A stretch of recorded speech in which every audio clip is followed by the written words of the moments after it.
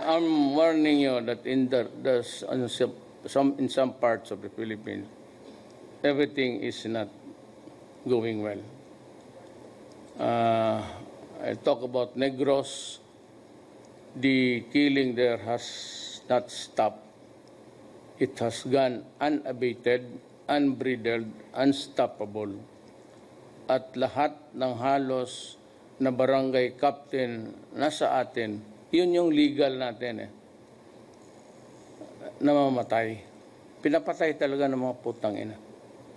So itong NPA, nag-warning ako, this cannot go on. So sabi ko sa inyo, paisyuhan ko man kayo ng baril, kayo mga bumbero, patapos yan tubig, tao naman ang hanapin ninyo. Patayin ninyo yung tubig, tapos tao. You help in the maintenance. You help in the maintenance of peace and order. Total, wala man kayong gawin. Within your area of jurisdiction, make it safe for everybody. Yan ang area mo, kung saan ang stasyon mo. Just make sure that everybody. If you do that, it will go a long way to help. Kasi ang Sparrow, bantay kayo, kunin talaga ang baril. Yung na-assign sa Mindanao, sabihin ninyo dyan, mainit yan. Kaya sabi ko, take advantage of your camera before you go out, click mo. Pag maglakad ka na, tignan mo kung ano ang sitwasyon ng environment doon sa...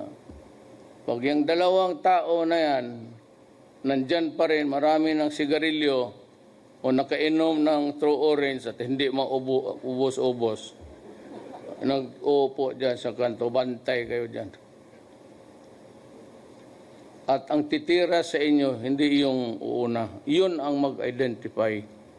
Dadaanan kayo niyan, tapos ang next wave niyan, pakpak.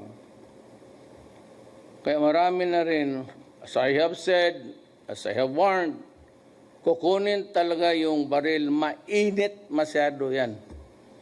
Mainit talaga. Parang gold yan sa NPA. Kaya kung diskumpiyado ka, may lima dyan na nakaitambay, babaan mo na pagbabarilin mo. Kasi yung pala, yung bagong bumbero mo, mag-courtesy call sa iyo.